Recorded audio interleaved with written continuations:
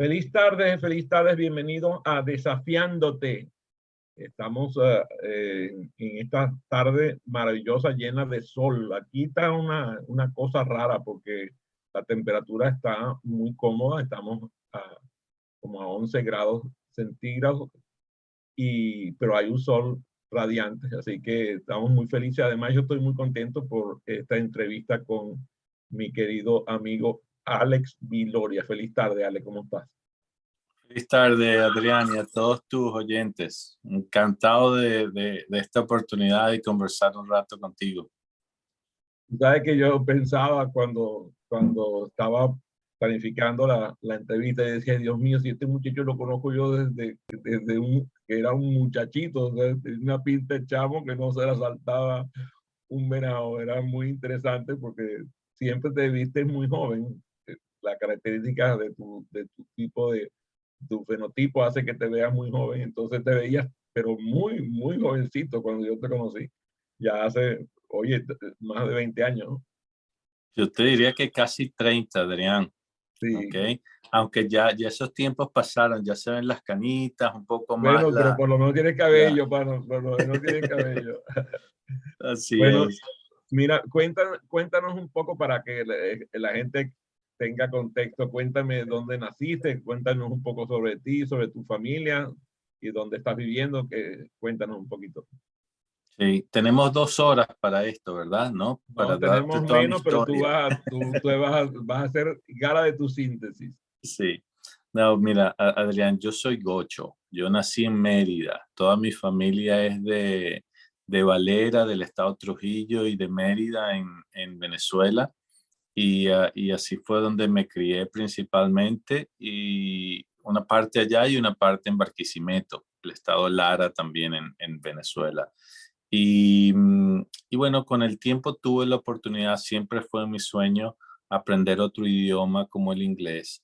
Y tuve en ciertos momentos la oportunidad de irme a vivir a Estados Unidos y vivir 6 meses con una familia americana. Entonces estuve en San Petersburg, ahí en Florida, viviendo con esta familia mientras aprendía inglés. Y una cosa empezó a llevar a otra, de ahí pues me salió la venita de estudiar un posgrado, hice una maestría en negocios, especializado en mercadeo, porque era lo que me gustaba en ese momento y lo que me llamaba la atención y donde veía que tenía una pasión. Y eso de nuevo fue generando y llevando oportunidades que me permitieron trabajar en 2 multinacionales muy grandes en el área de marketing y de gerencia general, como es Johnson y Johnson y General Mills. Entonces, en esas 2 empresas tuve una carrera de más de 20 años y con ellos tuve la oportunidad, sobre todo con General Mills, de estar en Venezuela. Empecé en Venezuela, pero trabajé en Estados Unidos, en Argentina y en Brasil.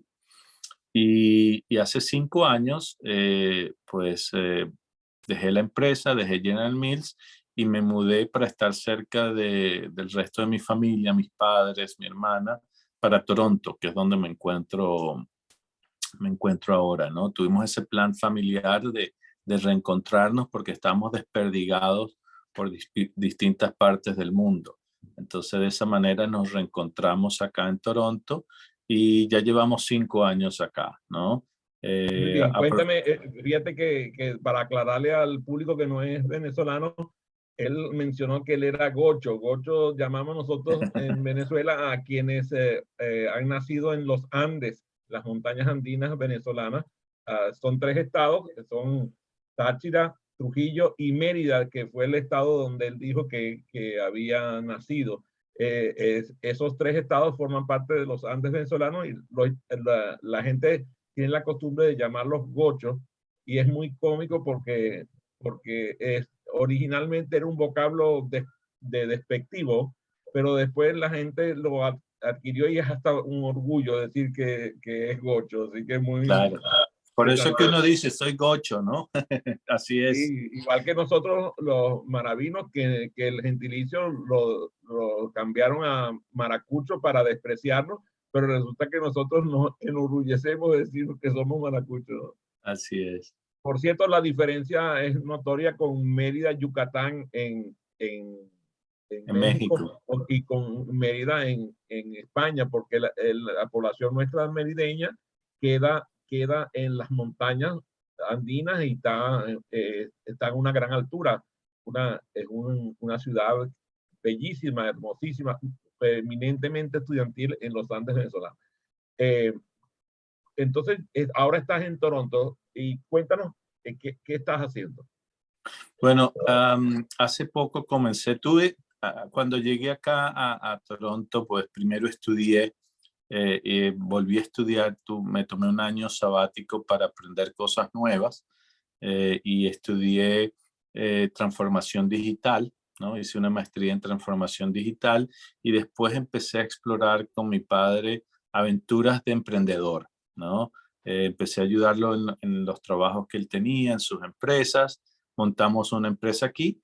Lamentablemente no nos funcionó. Lamentablemente, pues aprendimos muchísimo, pero hay que reconocer que no tuvimos éxito. Y a final del año pasado, entonces decidí buscar una oportunidad de empleo, ¿no?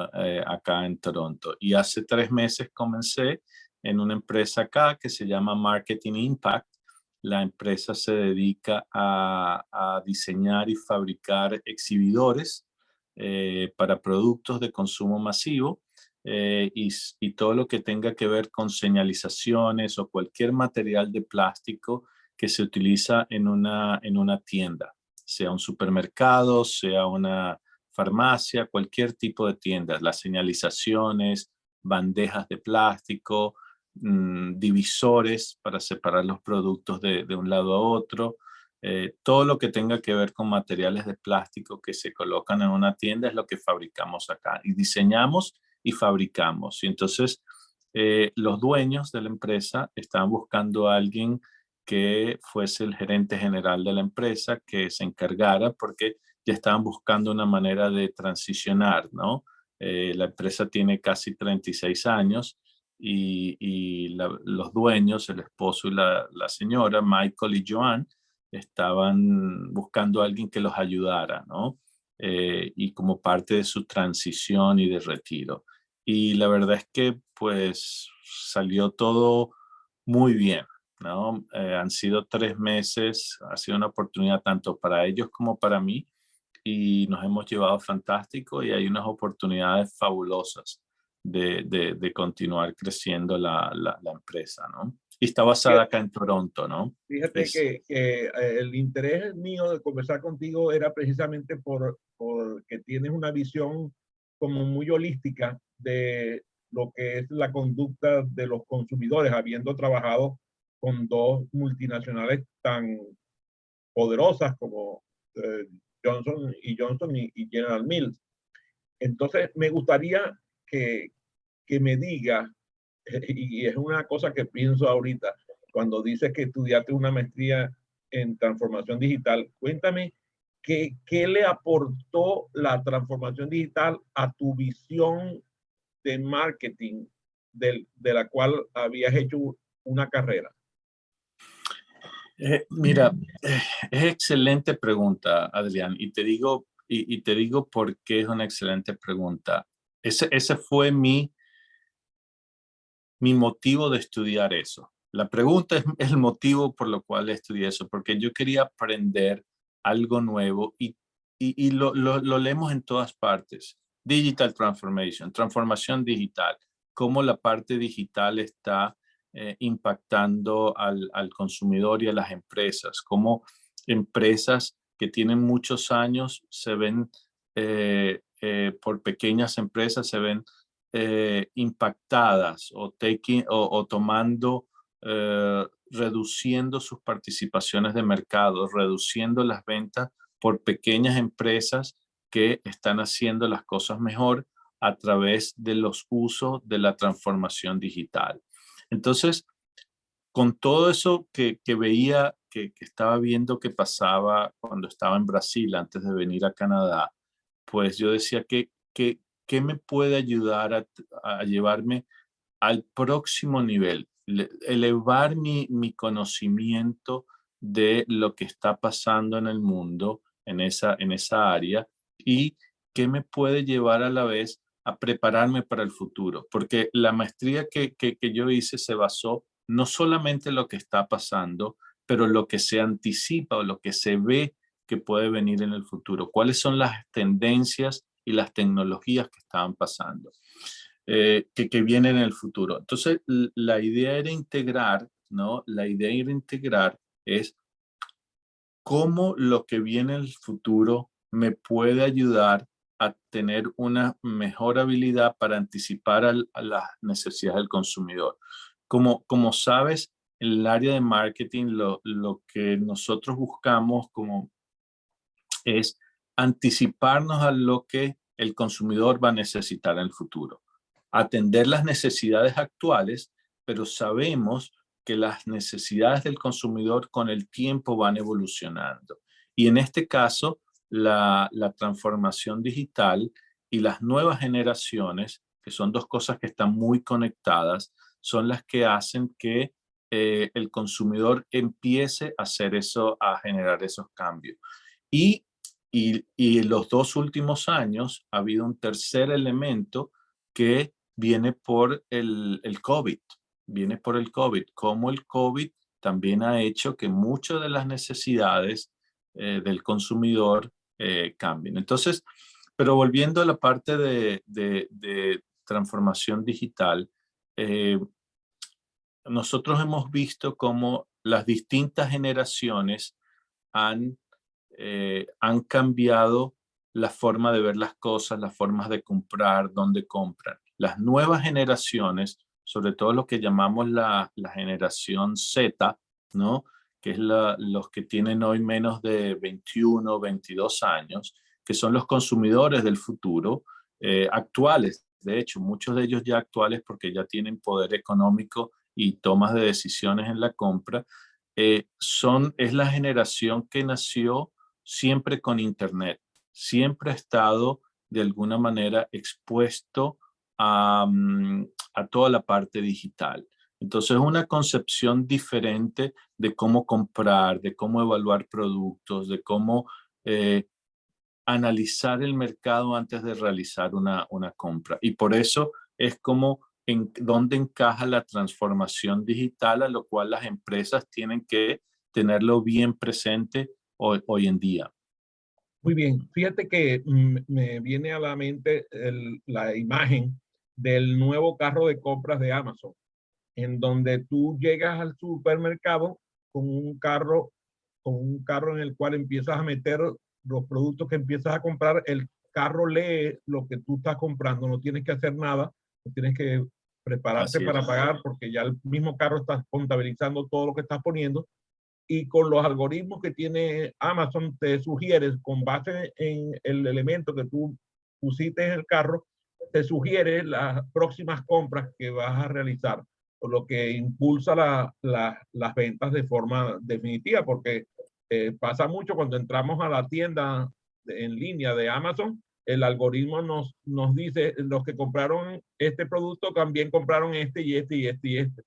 Entonces, empiezo a pensar que tú trabajas ahora en una empresa que está prevista para atender principalmente retail. Es así, ¿verdad? Así es. Entonces, resulta que quizás esos exhibidores también se van a convertir en exhibidores inteligentes. Hemos hecho de todo tipo. Afortunadamente para nosotros y esa transformación digital, llamémoslo así, en el aspecto de cómo exhibir productos en una tienda, en un retail, todavía está más lenta que en otras áreas como la que comentabas allí. Porque ahí, al final del día, estás exhibiendo, el consumidor sigue queriendo, cuando va a una tienda, quiere tocar el producto, quiere que el producto le llame la atención. Pero definitivamente sí hay nuevas tecnologías que están permitiendo hacer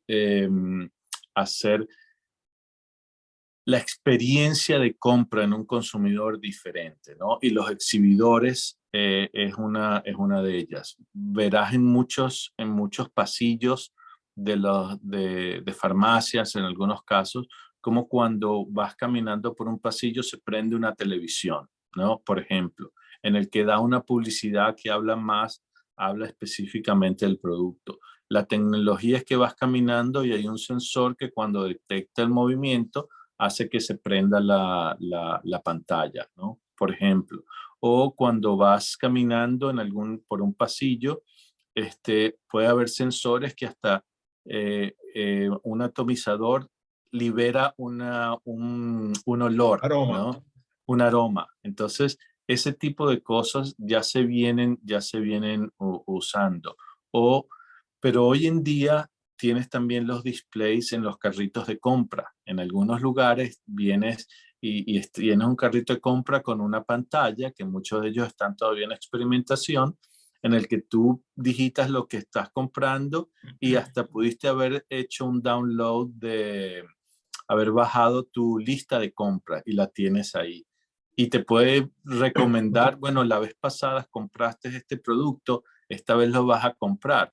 Está en el pasillo número tal, ¿no? O tecnologías que vienen, que ya están probándose en muchos lugares como robots, ¿no? Aquí ha habido 2 o 3 tiendas en el que tú vas y tienes un robot en la tienda en vez de una persona que te atiende, que te habla ciento y tantos idiomas, en el cual le puedes preguntar, estoy buscando este producto y te puede dar recomendaciones de este producto. Entonces las tecnologías de alguna manera están evolucionando. Nosotros tenemos una pequeña parte del negocio de Marketing Impact que está relacionado a nuevas tecnologías. Seguimos haciendo mucho los exhibidores tradicionales, ¿no? Porque los retailers todavía requieren y las marcas siguen siendo una manera efectiva y a bajo costo. Una de las cosas que pasa hoy en día con las tecnologías, mientras no sean masivas las tecnologías, es que el costo es muy alto. Entonces, tienes que balancear una empresa de que quiere exhibir los productos o el mismo retailer tiene que tener ese balance entre costo-beneficio de cuánto le puede impactar las ventas, ¿no? Y hay otros ejemplos que ya son más antiguos que se han trabajado en la parte, llamemos, digital, como es, por ejemplo, los precios. Tienes muchos supermercados o tiendas que los señalizadores de precios son digitales. Es decir, que te van cambiando muchas veces en función de la hora del día en el que atiende la tienda, porque saben que cuando en ciertos momentos hay una mayor necesidad de un producto y pueden subir el producto o el precio o bajarlo. Entonces, son tecnologías que van pasando que suceden. Ahora bien, parte de nuestros productos toman hoy en cuenta de los diseños que estamos haciendo es a las necesidades que tienen tanto los proveedores de productos como los retailers.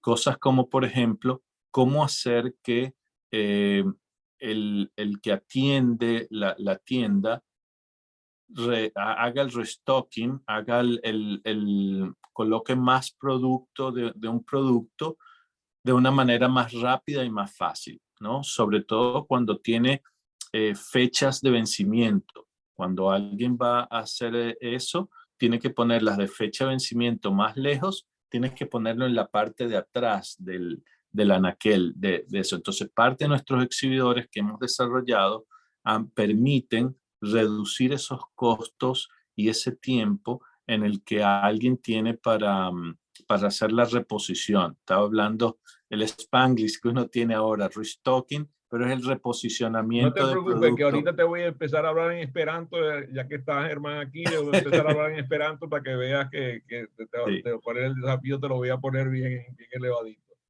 Mira, Alex, estaba pensando ahorita que una de las cosas que a mí me ocupa es ver la preocupación del consumismo. Si bien es cierto, pareciera que los marqueteros están allí para impulsar el consumo, la preocupación del ser humano debería ser otra, debería ser un mejor vivir, el bienestar. Cuéntame qué sientes tú que está pasando con el bienestar de las personas eh, ante la presión que tienen para consumir y comprar. Ese siempre ha sido un tema, tema difícil para nosotros, la gente de marketing, porque tienes que tener ese balance de responsabilidad social de alguna manera con la responsabilidad de generar mayores ventas y crecer el negocio que uno tiene, ¿no? Entonces ese es un balance que no es fácil, manejar. Eh, Sobre todo depende del tipo de producto. Hay muchos productos que se han desarrollado, se han creado para mejorar la vida de las personas, ya sea en alimentos, ya sea en mantenimiento. Entonces, cuando tienes un producto que sabes que mejora la vida de las personas, pues tratas de promocionarlo lo más posible porque sabes que estás atendiendo una necesidad y vas efectivamente a mejorar a las personas, ¿no? A la vida de las personas. Hay otros momentos en el que yo particularmente me he distanciado y no he trabajado con productos que están más por el hecho de consumir, de generar ventas y se olvida de todo lo demás. Yo afortunadamente he tenido la oportunidad de trabajar en empresas que han sido muy responsables socialmente, de que se preocupan por el ambiente, por el bienestar de las personas. 17 años trabajando en General Mills, una de las mayores empresas de alimentos, pues siempre ves en General Mills, has visto en General Mills una preocupación por tener que el producto sea el mejor posible, que el producto tenga un costo efectivo para las personas que lo tienen, que lo consumen y que lo compran. Entonces, esa responsabilidad social que debe tener toda empresa es lo que debemos trabajar y seguir trabajando aún más en el ambiente, con las personas, con todo lo que se puede hacer en la conservación del ambiente y de los recursos naturales.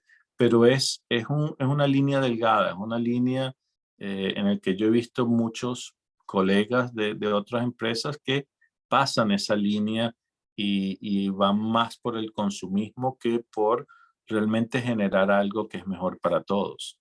Mm. Cuéntame, cuando estudiaste la parte de transformación digital, eh, ¿te involucraste en la relación entre transformación digital e inteligencia emocional? Todo lo que tiene que ver con la parte emocional. Hicimos poco en esa parte, no entramos mucho en eso. El foco de la maestría estaba relacionado a entender el impacto de las tecnologías actuales y las tecnologías futuros en las empresas, ¿no? Cómo las empresas están siendo afectadas o cómo las empresas pueden aprovechar las nuevas tecnologías, ya sea para generar nuevos negocios, para reducir costos, para mejorar la vida de las personas. No hubo tanto impacto o tanto estudio en la parte de inteligencia emocional, para ser honesto en esa parte. Y ahora que estás en este negocio que tiene que ver con sensaciones, porque los exhibidores tienen que ver con sensaciones, con sentimientos. Eh, en la parte de desarrollo de tu empresa, ¿sí ves una influencia en ese sentido? Definitivamente. Y todo parte acá de cuál es la necesidad y el objetivo de que el cliente, qué es lo que quiere lograr el cliente, y eso lo transmite el cliente a nuestro equipo de diseño. Tenemos un equipo de 4 o 5 personas que se encargan de unir de alguna manera un buen diseño que genere sensaciones en el consumidor, pero que al final del día cumpla las necesidades De la del eficiencia, de la consumidor, efectividad, ¿no? Sí, y a en un costo cumplir. sí, y a un costo razonable. Si hay algo que es una ventaja que tenemos acá en la empresa es que tratamos de ser una opción eh, bastante razonable en cuanto a precio. Entonces, evitamos mucho sobrediseñar, ¿no? Que es algo que pasa mucho, ¿no? Sobrediseñar algo por el hecho de que va a ser más caro y vamos a ganar más dinero. Muchas veces, la mayor parte de las conversaciones es cómo podemos hacer esto más económico de la misma manera que sea un buen diseño y efectivo, pero un valor más bajo para los clientes, ¿no? Ese es uno de nuestros... Y la amigabilidad con el ambiente. Totalmente. Nosotros usamos muchos materiales que son reciclables, ¿no? Ya sea que compramos materia prima que es reciclable o el producto que hacemos es reciclable. Nuestro principal material que usamos en los exhibidores es plástico, ¿no? Y somos muy cuidadosos precisamente en eso, en no sobrediseñar o no sobreusar el plástico, ¿no? Y tratar y garantizar de que el plástico que usamos pueda ser reciclado en el futuro. Y es parte, digamos, de esa responsabilidad social que estamos trabajando, ¿no? Muy bien. Pensaba ahorita que hablaste de los dos dueños, de la pareja de esposos Sí, dueños de Michael la y Joan. empresa, Ujú. Michael, y pensaba qué habrá pasado por la mente de estas personas cuando van a buscarse a una persona de amplísima experiencia en marketing en compañías de clase mundial para venir a un mundo como el que estás viviendo ahorita. Cuéntame, ¿qué te dijeron ellos cuando te fueron a buscar? ¿Por qué, era, Sí. por qué eras atractivo como, como gerente general? Porque estás como gerente general de la firma. Sí. Mira, fue toda una historia muy, muy interesante, Adrián, porque ellos no estaban seguros todavía si dar ese paso, si era el momento de dar el paso de buscar un gerente general o no. Y habían acabado de completar una posición en el área de logística a través de uno de estos portales que se usan acá en Canadá y todavía les quedaban 3 semanas de haber pagado el mes completo por esa posición. De la Y dijo, comisión. y dijo, bueno, vamos a hacer un job description, que es lo que queremos que alguien haga, y vamos a colocarlo. Y yo apliqué y empezamos a conversar y todo eso. Entonces fue bien rápido, pero bien amigable, y todo sucedió porque tenía que suceder de alguna manera. Pero el atractivo que yo daba para ellos es mi experiencia anterior. Y, y cuando te pones a ver, en el pasado, yo era un cliente de este tipo de empresas, ¿no? Yo era el cliente, yo buscaba empresas como Marketing Impact para desarrollar de alguna manera exhibidores que me ayudaran en la venta de mis productos. Entonces, tengo muy claro ese lado de alguna manera de los clientes que tenemos acá. Y por otro lado, pues con mi experiencia yo tuve la oportunidad de ser gerente general en Argentina para General Mills por 5 años de todo el negocio, 3 empresas, perdón, 3 fábricas, dos sitios de distribución, diseñamos y construimos una nueva fábrica ya, etcétera. Entonces tenía por otro lado esa experiencia de abarcar y gerenciar un equipo que incluyera manufactura. Entonces, esos dos Una experiencia aspectos, real de gerencia, o sea, exacto, no librito, no de no. libro, exacto, ¿no? De haber estado ahí, como a veces decimos, batiendo el cobre, ¿no? De alguna manera, hands-on, haciendo las cosas. Entonces yo creo que esos dos aspectos de mi experiencia en General Mills en el área de marketing como cliente de este tipo de empresa y de haber gerenciado fábricas y con distintos niveles profesionales en una empresa, desde que alguien que gana un sueldo mínimo hasta alguien que gana mucho dinero por ser un vendedor, pues todo ese espectro pues ha pasado por mi experiencia y fue lo que les hizo clic de alguna manera a ellos, ¿no? Y para mí hizo clic también de que era una empresa con oportunidades de crecer, con productos que los conocía y con me lo vendieron de alguna manera que están buscando a alguien que los ayude a continuar el legado que ellos han dejado, ¿no? O que están dejando de alguna manera, porque tenían 35 años, no era una empresa que empezó el año pasado, sino con muy buenos clientes en Estados Unidos y Canadá, con una fuerte presencia en el mercado, en cualquier tienda que vas acá en Canadá, en Toronto, puedes conseguir alguno de los productos nuestros. Inclusive en Estados Unidos tienen mucho, en las cadenas de farmacia puedes conseguir mucho de nuestros productos, ¿no? Y con oportunidades de expansión. Entonces ese clic yo creo que ha sido como un matrimonio a la medida y muy beneficioso para ambos, ¿no? Muy bien. ¿Tú sabes cómo llamo yo a Germán Montero? ¿Te acuerdas cómo llamo yo a Germán Montero? ¿Cómo es que lo llamas? Lo llamo el ciudadano del mundo. Ciudadano del mundo, De así Global es. Citizen, de Global Sí. Citizen. De hecho, creo que de alguna manera se quedó con el calificativo. Entonces pensaba ahorita con tu experiencia de haber trabajado en Venezuela, en Argentina, en Brasil, en los Estados Unidos y ahora en Canadá.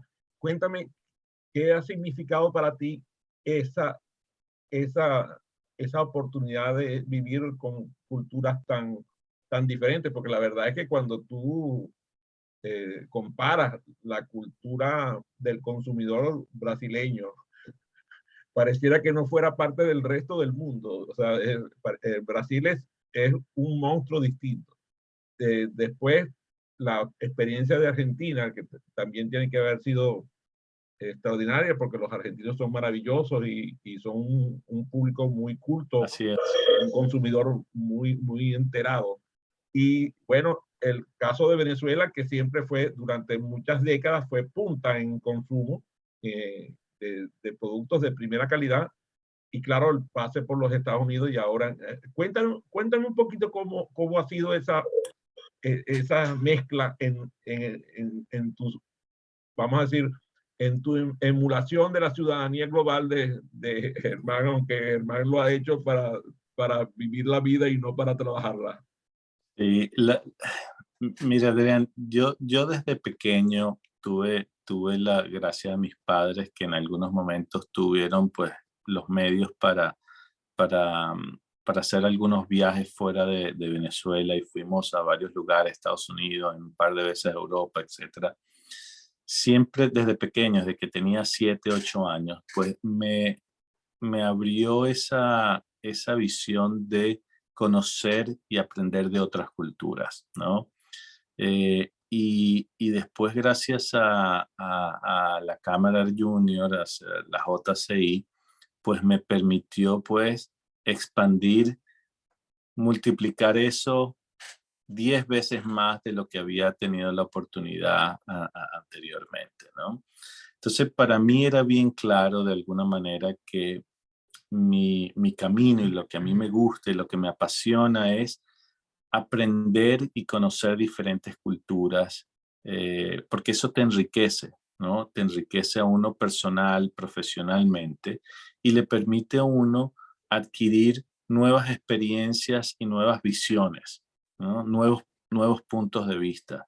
Entonces, haber pasado por todos estos lugares, pues uno va tomando las experiencias y las cosas buenas de cada uno de esos lugares y lo va integrando en todo un ser. Y hoy en día con mis hijos, con Isabela de 14, Alex Daniel de 8, pues incalcarle esa misma visión, ¿no?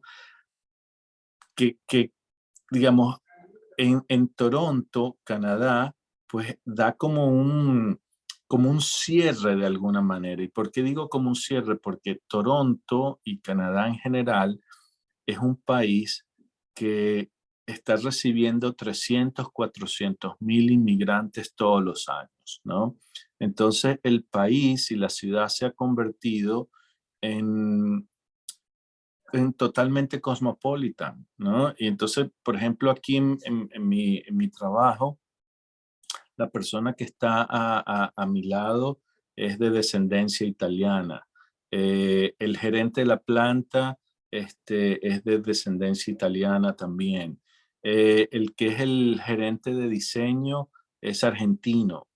La persona que está en el área logística es canadiense, pues de 3 o 4 generaciones. Mitad de las personas que trabajan en las fábricas son o de Asia o de China específicamente o de la India, de Pakistán.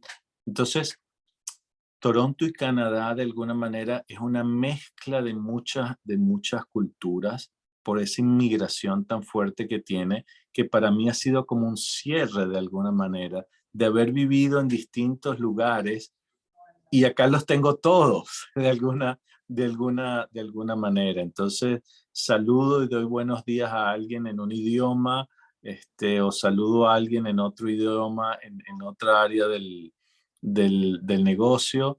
Entonces, esa oportunidad que no, para mí siempre ha sido la pasión, conocer nuevas culturas y aprender de ellas y cómo esas me han enriquecido a mí para de tener puntos de vista diferentes y poderlos aplicar hoy en día. Perfecto cómo encaja eso en Canadá. Y no solo en la empresa donde estoy, en todo lo que he vivido desde que llegué a Canadá hace casi 5 años. Bueno, que la historia que contaste de llegar a estudiar es un cambio de paradigma porque Así es. normalmente las personas no llegan después de más de 20 años de carrera profesional, no llegan a estudiar, llegan a otra cosa, pero no a estudiar. Así es. Así que me encanta esa historia. Además, el haber iniciado un negocio al lado de tu padre también es otra experiencia distinta, porque incluso en estos días escuchaba a Visila Bococo, esta maravillosa mujer española, hablaba ella de que nosotros en los países hispanos despreciamos el fracaso, mientras que aquí en los Estados Unidos la gente habla de que ha quebrado 3 veces, de Así es. que su empresa ha quebrado no sé cuántas veces, de que han tenido no sé cuántos fracasos, de que fueron a la cárcel ¿sabes? Por defraudar los impuestos, no sé cuánto, y de ahí salieron y crecieron y tuvieron éxito. Nosotros, el fracaso pareciera que le diéramos un peso distinto. Entonces,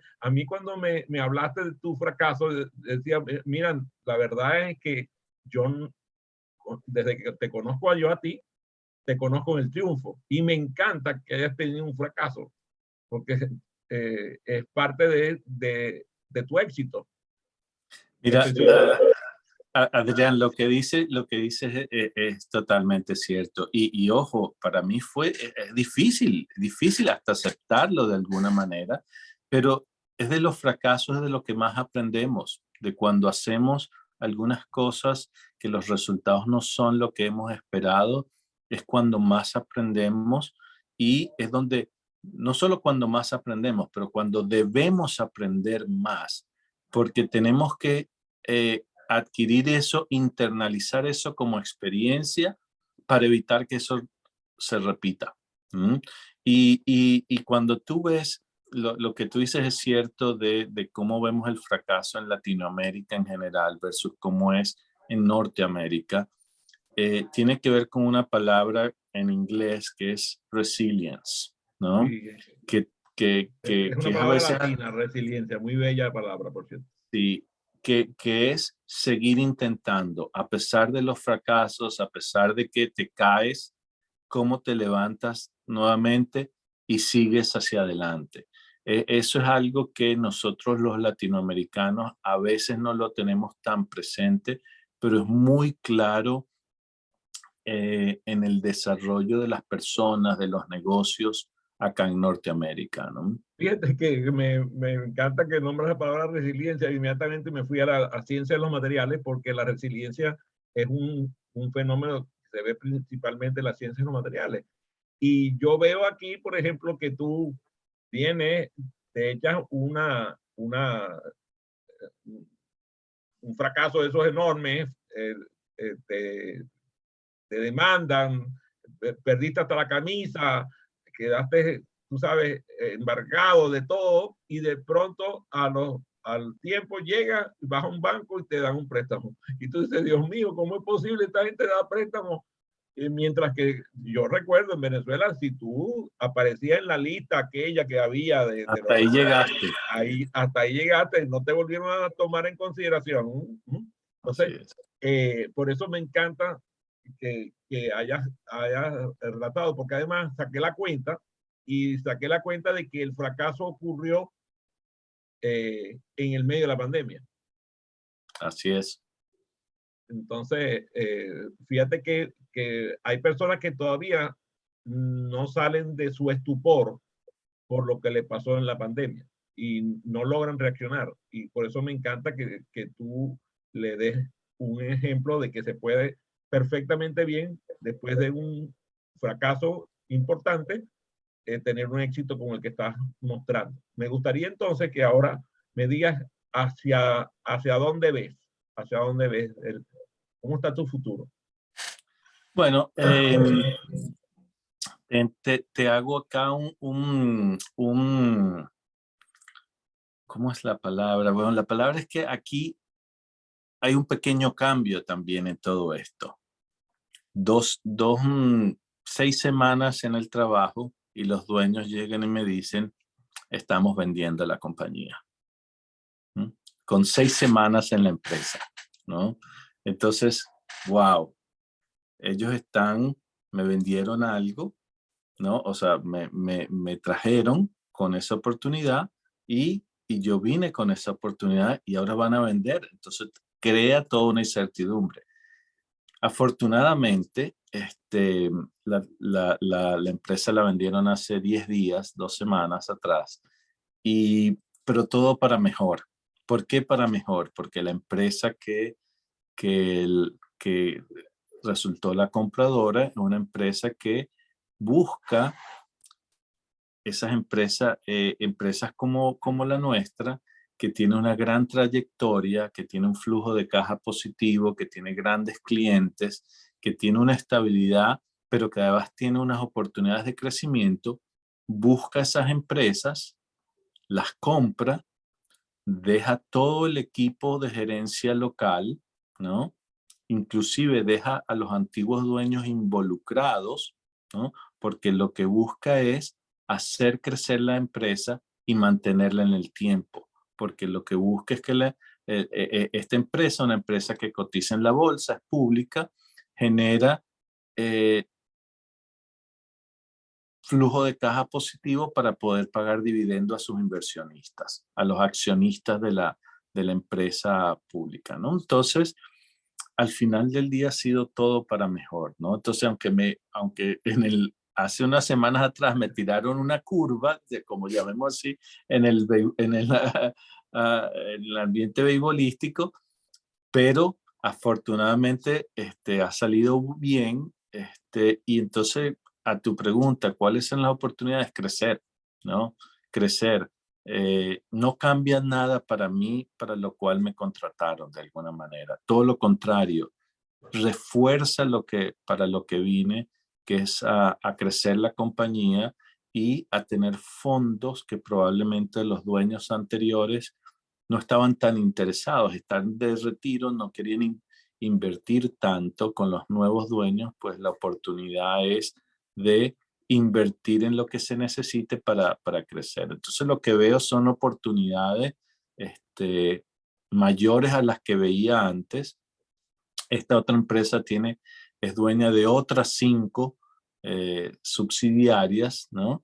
Entonces, de nuevo, se abren posibilidades de hacer negocios entre nosotros, de aprovechar oportunidades de qué cosas bien hacen ellos en las otras empresas que nosotros podamos traer para la nuestra, de poder mostrar las cosas buenas que nosotros hacemos en procesos, en personal, etcétera, y poder mostrárselo a ellos también, ¿no? Entonces, Magnífico. el futuro, pues, es como te decía antes. Expansivo, Sí, y es como expansivo. te decía antes, las cosas suceden de alguna manera. Yo pocas veces digo buena suerte, porque creo que la suerte, de alguna manera, tenemos que trabajar para conseguirla. No llega por sí sola, ¿no? Hay que generarla, hay que buscarla y hay que estar en el momento. Y afortunadamente, pues, empezamos el año de alguna manera positiva, con esto. Y la idea es seguir para adelante, seguir para Muy bien. adelante, ¿no? Por cierto, que le voy a pedir al público, los que no conocen, seguramente Germán ha escuchado el cuento del Chino Chan, de buena suerte, mala suerte, quién sabe.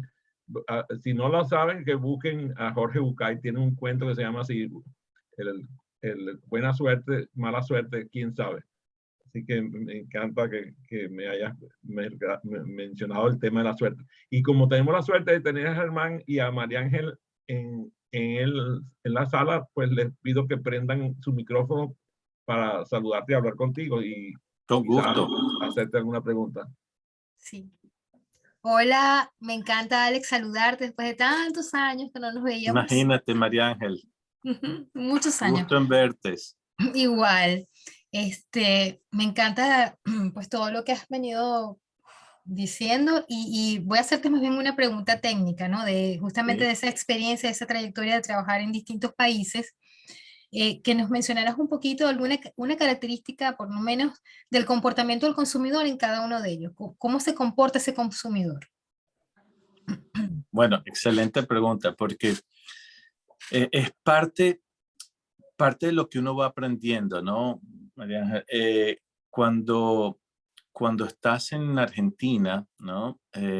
Tienes a un consumidor que es, de alguna manera, yo lo vi muy práctico, ¿no?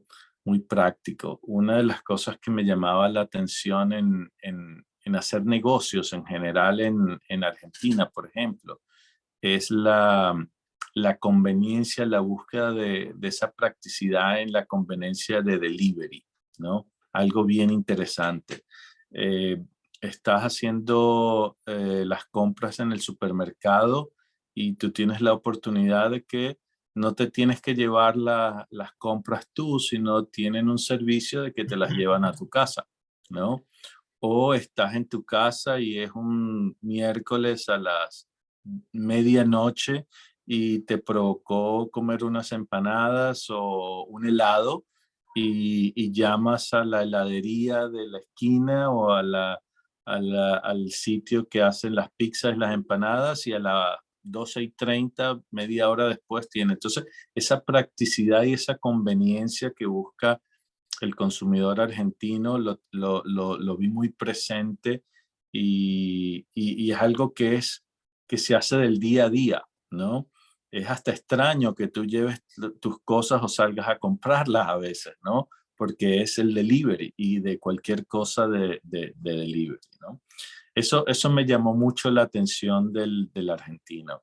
Del brasileño, siempre conocemos al brasileño como amigable, ¿no? Estar con otros. Y eso se transforma en cómo ellos ven eh, el consumo, ¿no? Es un consumo más grupal que individual. Lo ves en los tipos de productos, lo ves en, en los lugares donde van a comprar, lo ves en la cantidad de shoppings y centros comerciales que hay, mucho mayor que lo que ves en Argentina, por ejemplo, o Venezuela, porque buscan esa actividad en grupo, en hacer cosas o traer amigos y familias a la casa todos los sábados y O sea, todos los para comprar domingos. también andan en comparsas. Andan en comparsas, Sí. y buscan lugares donde puedan compartir con otros, ¿no? Con A lo otro. mejor, con otros, ¿no? Okay. Cuando ves Estados Unidos es un mundo completamente diferente porque empiezas a tener, es tan grande también que empiezas a tener características diferentes dependiendo del lugar. Eso se veía también mucho en Brasil. En Brasil es diferente el comportamiento del consumidor en Río de Janeiro o versus Sao Paulo, las dos ciudades más grandes, pero un comportamiento muy diferente también en el noreste de Brasil. El noreste de Brasil, para que tengas una idea, son aproximadamente 50 millones de personas, ¿no? Que para Latinoamérica se convertiría en como la tercera o cuarto país de Latinoamérica, ¿no? Del tamaño de Colombia, con unas características muy especiales en el noreste, porque es una clase media con un poder adquisitivo menor, ¿no? Y en extensiones grandes de tierras. Entonces empiezas a ver esos impactos. Estados Unidos es similar. Entonces no es lo mismo el que vive en California al que vive en el centro norte del En país, Montana. el que vive en Montana. Entonces, es parte de lo rico de alguna manera de entender y ver eso, ¿no? Y Canadá, lo que les decía es el multiculturalismo, ¿no? Gente personas de todas partes del mundo. Entonces, acá se ve el consumo de distintas culturas. Tienes restaurantes, tienes tiendas, tienes zonas en el que están únicamente señalizados en idioma, en mandarín o en coreano. Entonces, las características del que ha crecido en este ambiente, por ejemplo, en Canadá, es poder estar abierto a las distintas culturas. Y así lo ves, la apertura a probar distintas cosas, sea en comida, en actividades, en participar en diversos programas. Entonces, esto es un poco así muy rápido de la parte técnica de las distintas. Me encantó verte, María Ángel, y espero que estés bien, ¿eh? Muy bien. Adelante, Germán. Saludos a María Ángel, a Adrián y especialmente a Alex, que tenía tan tiempísimo que no lo veía, ¿no? Tanto así que yo creo que él me conoció con el pelo negro. Lo que pasa también es que tengo un bombillo aquí arriba que me lo hace ver más. Claro, yo Sí, entiendo. sí. Nosotros Estoy tratando de ver entendemos cómo bien. hago para taparlo, pero Sí. me alegra que hayas tenido todo este tipo de experiencia y en la empresa que estás ahora, ¿no? Yo estaba, mientras hablaba, yo tenía más que una pregunta, unos comentarios, ¿no? También viendo las cosas que estoy haciendo ahora. Hay como una especie de línea entre lo ético y lo no ético. No sé qué palabra hay para cosas que no sean no éticas. Pero, por ejemplo, en la cuestión esta de crear las necesidades, ¿no? Que uno a veces dice, bueno, al consumidor hay que crearle la necesidad para que compre. Esa es la parte ética que digo yo. Porque yo estoy ahorita en bueno, ya lo hice, pero lo estoy rehaciendo en otro lenguaje de programación. Un sistema que toma los datos de los sistemas grandes de mantenimiento y da una cantidad de características sobre la salud y de los equipos y lo que hay que hacerle. Pero eso desde el punto de vista preventivo. La mayoría de las empresas industriales que tienen que ver con equipos, en las cuales yo he podido ver cómo están trabajando, me he dado cuenta que es un mantenimiento completamente reactivo. Todo el mundo sabe que hay que hacer un mantenimiento preventivo y cuidarlo, pero no lo hacen porque su mentalidad, su naturaleza es reactiva. Entonces, un compañero que es consultor en estos temas, él me dice, no, es que tienes que crear la necesidad, porque la gente no está consciente de lo que necesita. Entonces, es muy diferente crear una necesidad a hacerles conscientes de que tienen una necesidad. Esa es la diferencia, no sé si me explico.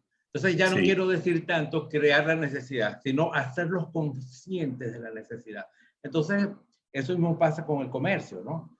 O sea, no es vender, y en todas, no solo en comercio, hasta en los médicos, en muchísimas aspectos de la vida humana.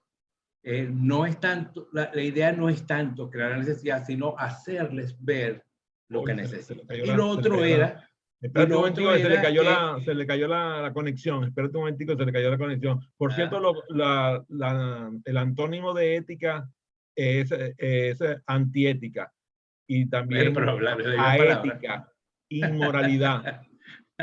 Esas tres palabras aparecen como antónimo de ética. Sí, sí. Incorrecto. Hay varias palabras que no le he encontrado un antónimo que sea otra palabra, porque ético o aético es lo mismo, estamos usando la palabra ético. Por ejemplo, tengo otra que estoy buscando, datos transaccionales y datos no transaccionales. Estoy buscando la palabra, voy a tener que inventarla porque no creo que exista. Es decir, los datos transaccionales son como en los bancos. Vamos a tener que buscarlo. Vamos a ver. Es otro tema. Ya regreso ahí. Oye, tú veas lo que es la conexión desde Toronto, que mira que ahora el muchacho se ve volteado. Bueno, y fíjate que no es Venezuela. No sé dónde está María Ángel. ¿Tú estás dónde? En Portugal. En Lisboa. Podemos falar português, então. Então, podemos falar. Sim. Isso. Mantener una conversa. Bueno, entonces te decía que uno de los aspectos que quería comentar era la cuestión esta ética, que no es tanto crear necesidad, sino hacerlos conscientes de que tienen una necesidad. Y lo otro es, a mí me impactó mucho hace muchos años un pensamiento de Isaac Asimov que decía, no temo a las computadoras, sino a la falta de ellas. Bueno, ya eso es más que obvio, pero ahora yo lo cambiaría algo como no temo a la automatización, sino a la falta de ella, porque la automatización y de todas estas nuevas tecnologías lo que te permiten es que el humano sea más creativo y sea más eficiente. Es decir, que use su tiempo en cosas que no se pueden hacer con las computadoras. Sí. Mira, Germán, esos dos aspectos. Sí, gusto en verte y me encantan esas preguntas porque ese tema, ese último tema que toca de la automatización con las nuevas tecnologías, es algo que conversamos y discutimos bastante en este estudio que hice de transformación digital. ¿Hasta dónde llega que la automatización, el uso de robots o inclusive de inteligencia artificial se pueda usar o se use para, llamémoslo así, para fines buenos en vez de fines malos, ¿no? Que realmente ayude. Porque alguien puede hacer el argumento de que el generar esas tecnologías lo que va a hacer es reemplazar a mano de obra de personas, ¿no? Entonces sustituye a personas. Y por un lado es cierto, pero por otro lado, esa sustitución te permite ser más efectivo, te permite hacer más cosas, te permite ser más creativo. Y parte de la conversación que teníamos en la maestría era relacionada a, bueno, ¿qué es lo que eso implica? Y lo que esto implica es que se generan nuevas posiciones, se deben crear nuevas posiciones, se generan nuevas habilidades que la gente puede estudiar para generar ideas y crear cosas en el futuro. Entonces, es ese trabajo de que no es simplemente sustituir personas, sino que eso conlleva un impacto en esas personas, pero que a la vez se crean otras oportunidades al mismo tiempo. Y afortunadamente hay muchas empresas que hacen eso bien. Hay muchas empresas que no cruzan esa línea que decías tú, Germán, cruzan esa línea y se van a la parte no ética de generar esos cambios, ¿no? Fíjate, Alex, me encantó que Germán puso el tema del ocio, porque las personas que yo siento que contribuyen mejor a la humanidad son aquellas que ven la automatización, la transformación digital, la inteligencia artificial como elementos de liberación para el ser humano, para que el ser humano pueda ejercer su labor de ocio. No es casualidad que la palabra escuela significa lugar de ocio. Entonces, yo siento que esa contribución de Germán al hablar sobre el ocio es importantísimo. El ser humano está destinado al ocio. Ese es el camino. Lo contrario es la negación del ocio, o sea, el negocio. Y a veces no lo entendemos. Decía Mauro Rodríguez Estrada que el que entiende bien las palabras entiende bien las cosas. Entonces, me gustó muchísimo y te agradezco mucho, Germán, esa contribución. El ocio es el camino de todo aquel que se libera de tener que hacer un trabajo que es obligatorio y que tiene que hacerlo simplemente porque no le queda otro remedio, porque tiene que pagar las cuentas de la casa. Bueno, hemos llegado al fin del programa. Fue una maravillosa conversación. Me siento muy agradado de haber tenido este encuentro con Alex.